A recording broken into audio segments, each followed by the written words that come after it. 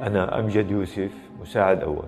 كنت أشتغل بشعبة المخابرات بفرع المنطقة الفرع 227. التحقت بالسلك العسكري عام 2004 لمدة دورة سنة كاملة. تخرجت 2006 عفوا 2006 برتبة رقيب أول، وأكملت رتبة رقيب أول حتى ترفعت لرتبة مساعد، وبعدين سقط نظام أنا برتبة المساعد. الفيديو اللي انتشر على مواقع التواصل الاجتماعي اللي ظاهر فيه أمجد يوسف هو أنا، واللي ظهر فيه أنه قبل انه بداية الأزمة تقريبا، بداية الثورة اللي صار، انه انا ونجيب معي، هذا نجيب الحلبي، هو كان دفاع وطني وكان احد العناصر المصورين، ماني متذكر شو اسمه المصورين يعني. كنا جايبين قبل يعني تقريبا شيء 40 شخص، على اساس كلهم بهذاك الوقت كانوا ارهابي او بمولوا مادي للارهاب. بالنسبة للعساكر أنا ما حدا كان غيري موجود. سقناهم على الحفرة اللي كان حافرة ريكس، وقمت بإطلاق النار على، أنا مثل ما شفتوا من مقطع الفيديو، مرة أنطر لينزل بالجورة، مرة قوص عليه قبل ما ينزل بالجورة، مرة نجيب هو اللي يقوص لحين ما خلصنا منه.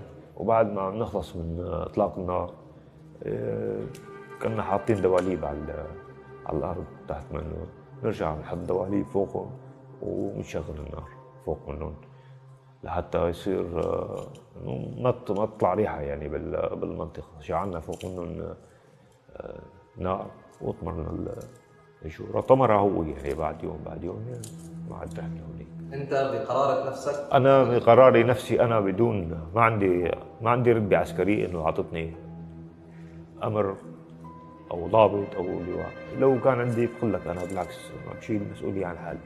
والله أنا ما اخترت الضحايا، مو اختياري، مو كان متفق عليه العدد 40 شخص يعني. هيك صار، هيك تكونت الظروف وانخلق العدد يعني. هذا يعني ما اخترناهم. أنا أطلع معه جيب فلان مثلا، فلان من الناس عليه معلومات، أو إجا حدا كتب في تقرير أو وصل معلومات عنه إنه كان مع المسلحين بمنطقة معه وطلع مثلا وطابب متخبى.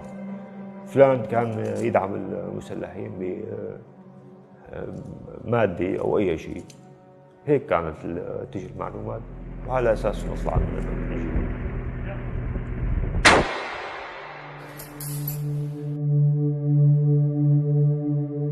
عقبال كل مجرم لطخ ايده بالدم. لكن بيمسكوهم باذن الله. انا عم اشتغل شغلهم الدوله الحمد لله، مو نسياني.